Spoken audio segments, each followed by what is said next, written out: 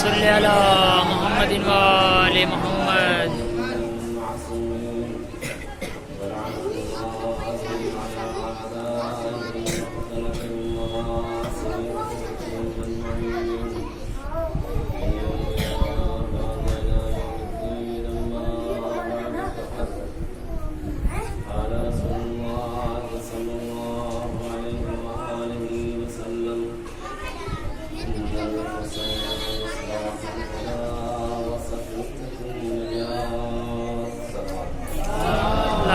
صلی علی محمد وآل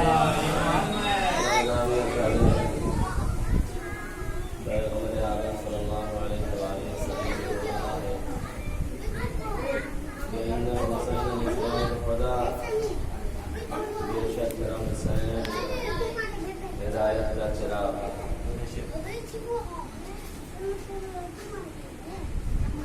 اور نجات کی خوشی. عزیزان گرامی،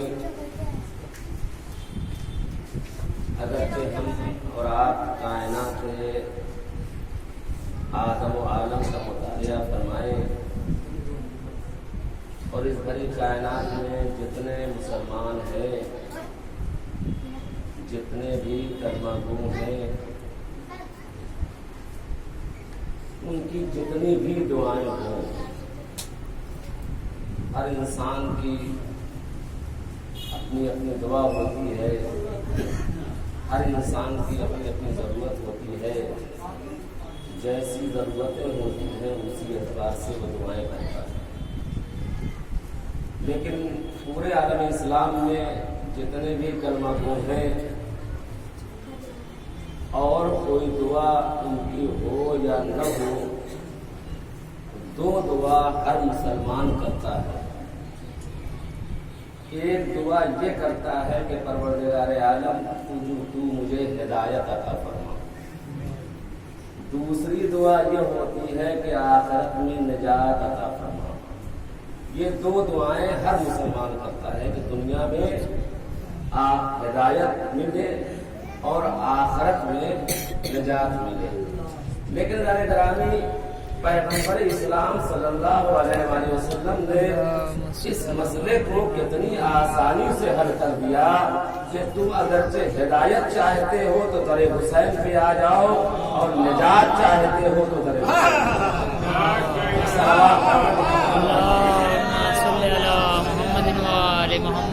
ہدایت چاہتے ہو تو در حسین پہ آ جاؤ، نجات چاہتے ہو تو در حسین پہ آ جاؤ.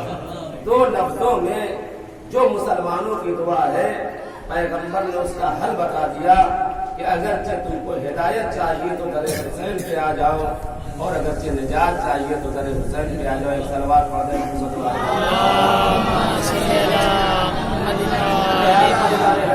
ہر انسان ہدایت کا طلبگار ہے، ہر انسان یہ چاہتا ہے کہ آخرت میں ہم کو نجات مل جائے.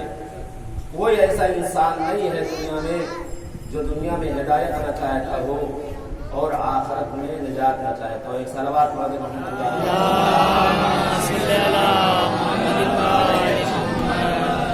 مگر عزیزان گرامی، جتنے انبیاء اور مرسلین آئے سب نے ہدایت کی اور نجات کے بارے میں بات کیا.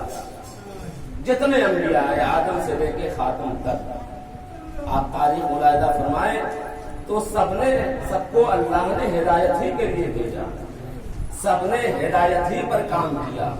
سب نے صراط مستقیم ہی کی طرف بلایا، اور اس کے بعد یہ بھی اعلان کیا کہ اگرچہ تم صراط مستقیم کے چلتے رہو گے، ہدایت پاتے رہو گے، تو تمہارا انجام جو ہے وہ نجات ہوگا، تمہارا آخری انجام جہنم سے نجات، یعنی جنت مل جائے گی اور جہنم سے نجات مل جائے گی۔ لیکن اگر میں کہنا یہ چاہتا ہوں کہ سب نے دعویٰ کیا ہے، توجہ چاہتا ہوں، تفصیل میں جانے کی گنجائش نہیں ہے، سب نے دعویٰ کیا ہے ہدایت کر کے کہ یہ اگر اس راستے پہ چلے تو گویا تم ہدایت کے راستے پہ چل رہے ہو، اور جب ہدایت کے راستے پہ چلتے ہوئے اپنی زندگی گزار دو گے تو آخرت میں تم کو نجات مل جائے گی۔ تو ہدایت کا کام سب نے کیا، ہدایت کا اعلان سب نے کیا، مگر عزیزان گرامی ہم مسلمان ہیں، یہ مسلمان ہے، وہ مسلمان ہے، لہذا اس نے جب مسلمان ہے تو اس کا قرآن کے اوپر بھی ایمان ہے اور یقین ہے، اور انبیاء اور مرسلین کے اوپر بھی یقین ہے۔ اس نے تو مان لیا کہ یہ انبیاء ہیں، یہ مرسلین ہیں، یہ خاتم ہیں، یہ فخر انبیاء ہیں، یہ جب کہہ رہے ہیں تو اس کا مطلب جنت بھی ہے جہنم بھی ہے۔ جب یہ کہہ رہے ہیں صلوات پڑھ دے محمد صلی اللہ محمد وآل محمد۔ جب انبیاء اور مرسلین کہہ رہے ہیں کہ ہدایت دے رہے ہیں تو اس پر یقین ہے، اس کو مسلمانوں کو یقین ہے کہ ہدایت کر رہے ہیں، یعنی جنت بھی بتا رہے ہیں، جہنم بھی بتا رہے ہیں، تو بحیثیت مسلمان، توجہ چاہتا ہوں، بحیثیت مسلمان ہمارا ایمان اس چیز کے اوپر ہے کہ جو نبی اور انبیاء اور مرسلین کہہ رہے ہیں وہ صحیح کہہ رہے ہیں، اور اس چیز کے اوپر بھی ایمان ہے کہ جو یہ ہدایت کر رہے ہیں صحیح کر رہے ہیں، اور اس چیز کے اوپر بھی ایمان ہے کہ جو یہ نجات کا راستہ بتا رہے ہیں کہ اگرچہ اس پر چلو گے تو تم کو نجات مل جائے گی۔ تو بحیثیت مسلمان ہم کو یقین ہے کہ یہ جو کہہ رہے ہیں صحیح کہہ رہے ہیں۔ توجہ چاہتا ہوں ایک لمحے کی طرف، ایک نقطے کی طرف میں آپ کو متوجہ کرنا، یہ جو انبیاء اور مرسلین کہہ رہے ہیں بحیثیت مسلمان ہم کو یقین ہے اس بات کا کہ یہ صحیح کہہ رہے ہیں، مگر نجات کی بات جو کر رہے ہیں انبیاء و مرسلین تو نجات کا دعویٰ کر رہے ہیں، نجات کے لیے انبیاء و مرسلین نے کوئی دلیل نہیں پیش کی۔ توجہ چاہتا ہوں، نجات کے لیے انبیاء و مرسلین نے کوئی دلیل پیش نہیں کی۔ دلیل پیش کرنے کا مطلب یہ ہے کہ جب دلیل نہیں پیش کی تو یقین کیسے ہو؟ اور دوسری بات کہ یقین ہوتا اس وقت کہ جب انسان وہاں جا کے واپس آ کے بتاتا، توجہ چاہتا ہوں، جنت میں جا کے واپس آ کے بتاتا کہ دیکھو ہم کو نجات مل گئی، اب یہاں سے کوئی گیا نہیں، اور گیا ہے تو وہاں سے واپس آیا نہیں، تو آخرت کا یقین کیسے ہو؟ توجہ چاہتا ہوں، آخرت کا یقین اگرچہ غیر مسلم کہے کہ بھائی ہم ٹھیک ہے دنیا میں ہدایت مان لیتے ہیں لیکن آخرت میں نجات کیسے ہو؟ ہم مسلمانوں کو نجات کا یقین دلا دیں گے کہ نبی و مرسلین نے کہا ہے، لیکن غیر مسلم کو کیسے یقین دلائیں گے کہ آخرت بھی ہے، ایک دوسری دنیا بھی ہے، جو اس دنیا سے جائے گا اس دنیا میں پہنچے گا، یعنی آخرت بھی ہے، ہم غیر مسلم کو یقین نہیں دلا سکتے۔ توجہ چاہتا ہوں عزیزو، تو تمام انبیاء ہدایت کر کے گئے مگر آخرت کا یقین صرف مسلمانوں کو دلا کے گئے ہیں، غیر مسلم کو کیسے یقین دلایا جائے کہ آخرت بھی ہے، جہنم بھی ہے، سزا و جزا کی جگہ بھی ہے؟ تو عزیزان گرامی اگرچہ کربلا سے گزرو گے تو یقین ہو جائے گا کہ آخرت بھی ہے، سبحان اللہ، اگرچہ آخرت یقین کرانا ہے غیروں کو،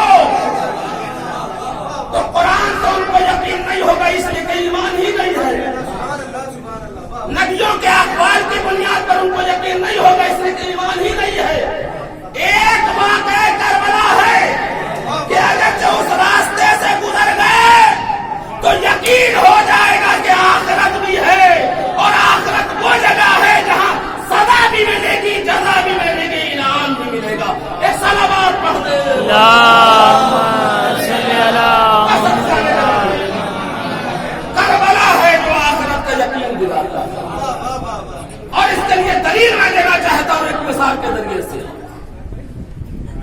کہ کربلا کیسے آخرت کا یقین دلاتا. دیکھیے یہ دنیا بہت بڑی دنیا ہے. دنیا میں کتنے ایسے ممالک ہیں جو بہت ہی ترقی یافتہ ملک پائے جاتے ہیں, بہت ترقیاں ہیں. انہی ترقی یافتہ ملکوں میں ذہن میں رکھیے گا کہ آخرت پر یقین سوائے کربلا کے نہ قرآن نے دلایا, نہ انبیاء مرسلین نے دلایا. دلایا ہے کس کو؟ صرف مسلمانوں کو. یہاں غیروں کی بات ہو رہی ہے. اور میں کہہ چکا ہوں کہ حسین ابن علی فقط اپنا کی ہدایت کے لیے نہیں آئے تھے, پوری انسانیت کی ہدایت کے لیے. دنیا میں بہت سے ترقی یافتہ ممالک ہیں, اس میں کچھ ایسے بھی ملک ہیں جو بہت ترقی یافتہ ہے. اس میں ایک شخص رہا ہے, کربلا کیسے آخرت پر یقین دلاتا ہے غیروں کو, غیر مسلموں کو. ان ممالک ترقی یافتہ ملکوں میں ایک ملک ایسا بھی ہے کہ جو بہت ترقی یافتہ ہے. ایک شخص وہاں رہ رہا ہے, اس نے ہم سے کہا کہ مولانا ایسا ہے کہ یہ بہت ترقی یافتہ ملک ہے, یہاں پہ 10 لگائیے گا تو 10 گنا فائدہ ہوگا, 1 لگائیے گا تو 10 گنا فائدہ ہوگا. اچھا, اس کے کہنے پر ہم کو یقین نہیں ہو رہا. کہہ رہا ہے نا, یقین نہیں ہوا ہم کو, لیکن بار بار اس نے کہا, تب بھی یقین نہیں ہوا کہ 1 سے 10 گنا کیسے ہو جائے گا, اتنا پروفٹ کیسے ہو جائے گا, اتنا فائدہ کیسے ملے گا, 10 گنا فائدہ کیسے. بار بار کہہ رہا ہے مگر مجھے یقین نہیں ہو رہا ہے. اس نے 50,000 روپیہ لگا دیا اس بزنس میں, اور لگانے کے بعد کہا کہ دیکھیے مولانا میں نے لگا دیا اس میں, 10 گنا اس میں فائدہ ہوگا اس بزنس میں. پھر بھی ہم کو یقین نہیں ہوا. یہ لگا تو دیا ہے مگر ہم یقین کیسے کریں جبکہ 10 گنا لگا دیا, یعنی 50% لگا دیا ہے اس نے, مگر پھر بھی کہہ رہا ہے تو ہم کو یقین نہیں ہو رہا ہے. اس نے 25% پھر لگایا, 75% ہو گیا. کہا کہ مولانا دیکھیے اس میں لگا رہا ہوں. اچھا یہ بتائیے کہ یہ لگاتا جا رہا ہے تو ہماری طرف سے کچھ یقین کی منزلیں آگے بڑھیں گی کہ نہیں بڑھیں گی؟ بڑھیں گی. جب 75% اس نے لگا دیا تو اب کچھ ہمارے یقین میں اضافہ ہونے لگا کہ ہو سکتا ہے کہ 10 گنا فائدہ مل جائے, اس لیے کہ اس نے 75% لگا دیا. لیکن ابھی بھی ہم یقین کے مکمل منزل پہ نہیں ہیں. لیکن ایک وقت وہ آیا کہ اس نے 100% لگا دیا, اور جیسے ہی اس نے 100% لگایا اور ہم نے فائدہ بھی دیکھ لیا, یقین بھی ہو گیا کہ نہیں, اس نے جب 100% لگا دیا تو یقین ہو گیا کہ فائدہ ہوگا 10 گنا. اس لیے کہ اس نے اپنی ساری پونجی لگا دیا. اس نے اپنی ساری پونجی لگا دیا, تب ہم کو یقین ہو گیا کہ یقیناً 10 گنا فائدہ ملے گا. اب آئیے کربلا میں حسین نے 10% نہیں لگایا, 20% نہیں لگایا, جان کی قربانی دی, مال کی قربانی دی, آبرو کی قربانی دی, سب کچھ لگا دیا. جب سب کچھ لگا دیا تو یقین ہو گیا کہ آخرت بھی ہے.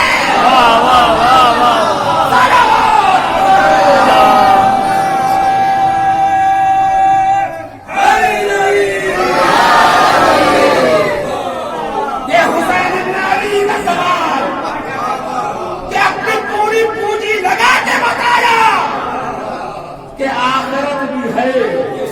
اگرچہ آخرت نہ ہوتی تو حسین اس طریقے سے قربان ملنا بھی. ایک صلوات پڑھ دے محمد.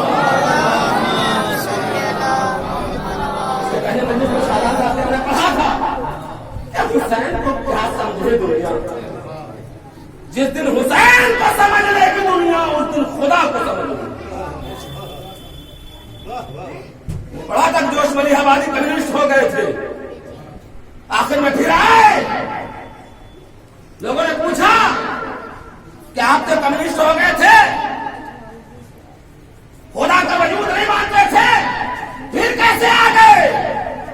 کا جواب یہی ملا کہ ہم نے سب کچھ چھوڑ دیا تھا، آزاداری نہیں چھوڑی، ہم نے آزاداری نہیں چھوڑی تھی، یہ ہم کو جو دوبارہ اسلام کی طرف آنا نصیب ہوا یہ خدا کی وجہ سے نہیں ہوا، یہ حسین کے آخری سجدے کی وجہ سے ہوا، کہ جس نے سب کچھ لٹا دیا، جس کا سب کچھ ختم ہو گیا، اس کے باوجود سجدہ کر رہا ہے، اس کا مطلب کوئی خدا ہے۔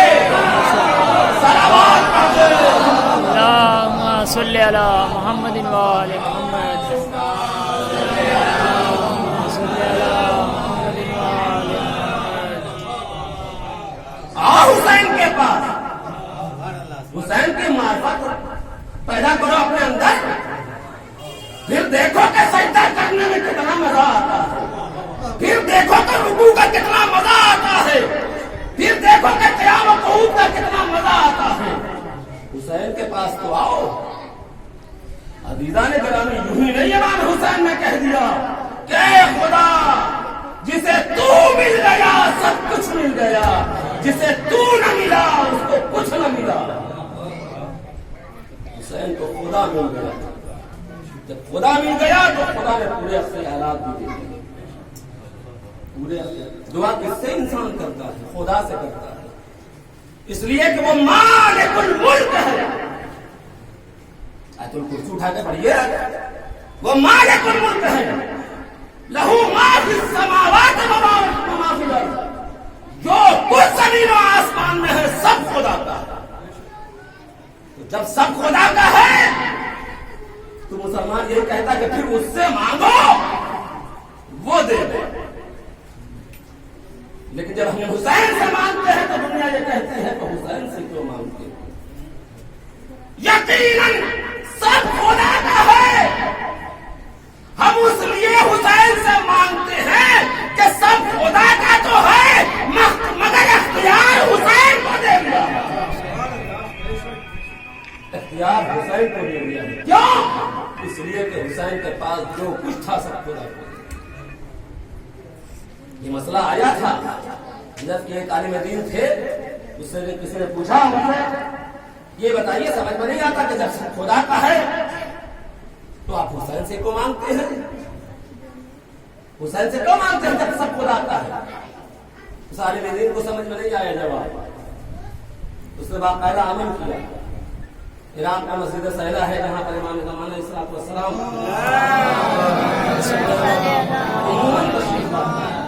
عمل کیا۔ کئی شب جمعہ، آخری شب جمعہ جا رہا تھا مسجد سہلا، حسین کو پہچانے کیا ہے؟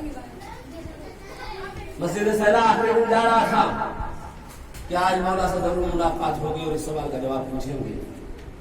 راستے میں ایک لوہار کی دکان ملی، کیا دیکھا کہ ایک شخص وہاں بیٹھا ہوا ہے۔ اس نے آواز دیا کہ کہاں جا رہے ہو؟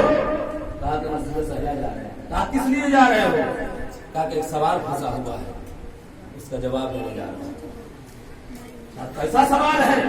کہا کہ میں اپنے امام سے پوچھوں گا۔ کہا کہ بتا دو، شاید ہمارے پاس اس کا جواب ہو۔ کہا کہ ہم سے یہ سوال کیا گیا کہ جب سب کچھ خدا کا ہے تو لوگ حسین سے کیوں؟ کیا اللہ نے سارے اختیارات حسین بن علی کو دے دیے ہیں؟ کہا کہ بہت آسان سوال ہے، جواب ہم یہ دیتے ہیں۔ کہا کیا جواب ہے؟ کہا کہ تم نے ایک واقعہ سنا ہے حسین کو پہچانے کیا؟ کہا کہ یہ واقعہ تم نے سنا ہے؟ کہا کیا واقعہ؟ کہا کہ ایک شہر کا ایک ملک کا بادشاہ تھا، وہ اپنے حواریوں کے ساتھ کہاں چلا؟ شکار کے لیے۔ جب شکار کے لیے چلا ہے تو ایک ہرن کے پیچھے وہ لگ گیا۔ جب ہرن کے پیچھے لگا ہے تو وہ اپنے ساتھیوں سے وہ بادشاہ چھوٹ گیا اور وہ ہرن کا شکار بھی نہ کر سکا، تنہا رہ گیا۔ اور اس بادشاہ کی کیفیت یہ ہو گئی کہ پیاس، بھوک اور پیاس کا اس کے اوپر غلبہ ہوا، موت بالکل قریب آ گئی، امیدیں اس کی ٹوٹ گئی کہ اگرچہ پانی نہ ملا تو اتنے میں اس کی نگاہوں نے دیکھا کہ اس صحرا میں، اس جنگل میں جھوپڑی نظر آ رہی ہے۔ دیکھیں کس طریقے سے جواب دیا جا رہا ہے، جھوپڑی نظر آ رہی ہے۔ وہ گیا وہاں پر، وہ جھوپڑی ایک ضعیفہ ایک بوڑھیا کہا کہ میں بہت پیاسا ہوا، اگر پانی نہ ملا تو میں مر جاؤں گا۔ اس کے پاس ایک پانی موجود نہیں تھا، اس کی پوری کائنات ایک بکری تھی، اس کے دودھ سے وہ اپنا گزارا کیا۔ اس نے بکری کا دودھ دیا اور بادشاہ کی خدمت میں پیش کر دیا، پیاس بجھ گئی۔ اس نے پھر اس چیز کا اظہار کیا کہ میں بہت بھوکا ہوں۔ اب اس کی پوری کائنات اس ضعیفہ کی ایک بکری دودھ پلا دیا، کہا کہ میں بھوکا ہوں۔ فوراً اس بکری کو کاٹا اور کاٹ کے اس کے گوشت سے اس کو سیر و سیراب کیا۔ عزیزان گرامی، اب یہ بادشاہ بالکل صحیح سلامت ہو گیا۔ جب جانے لگا تو اس نے کہا کہ میں تیرا احسان کیسے اتاروں، ہاں کبھی ہمارے شہر میں آنا ہوگا تو آنا ہمارے دربار میں۔ حسین کا یار یہ مسلمان کتنا ناقص ہے، حسین کے سجدے سے اپنا سجدہ توڑ رہا، حسین کی قربانی سے اپنی قربانی توڑ رہا، آنا اور یہ انگوٹھی رکھ لو۔ جب شہر میں آنا تو دربار میں جب آنا تو کوئی داخل نہیں ہونے دے گا، مگر جب یہ انگوٹھی دکھاؤ گی تو لوگ پہچان لیں گے کہ یہ تو بادشاہ سلامت کی انگوٹھی ہے۔ عزیزان گرامی، وہ آئی اس شہر میں پہنچی۔ اچھا، بادشاہ نے اپنے شہر پہنچ کے سارے واقعات کو نقل کر دیا کہ دیکھو اگر کوئی اس قسم کے ضعیفہ آئے اور وہ انگوٹھی نشانی کے طور پہ ہم نے دیا ہے وہ لے کے آئے تو اس کو دربار میں لے کے آئے۔ عزیزان گرامی، وہ انگوٹھی کے ذریعے سے بادشاہ نے پہچان لیا کہ یہ وہی ضعیفہ ہے، وہ ذرا اس کو دربار میں لے کے آئے۔ جب دربار میں لے کے آئے تو پھر وہی کہانی دہرائی کہ یہ ہماری محسنہ اس نے ہماروں پر چونکہ واقعات تو اس کے ذہن میں تھے اور گزرا کے ذہن میں بھی تھے۔ اب وزیر یہ کہتا ہے کہ یہ ہماری محسنہ ہے، لہذا یہ بتاؤ کہ اس نے ہماری جان بچائی ہے، اس کو ہم کیا دے دیں؟ دربار میں کچھ لوگ بیٹھے ہوئے تھے، کسی نے کہا کہ یہ آپ کی محسنہ ہے، آپ کی جان بچائی ہے، لہذا اس کو اتنی جائیداد دے دیا جائے۔ کسی نے کہا کہ اس کو اتنے درہم و دینار دے دیے جائے، کسی نے کہا کہ اس کو اتنا مال دے دیا جائے۔ سب جب کہہ چکے تو بادشاہ سلامت متوجہ ہوئے کس کی طرف؟ وزیر کی طرف، کہا کہ سب نے کہہ دیا، تم کا خاموش کیوں ہو؟ تم بتاؤ کہ اس کا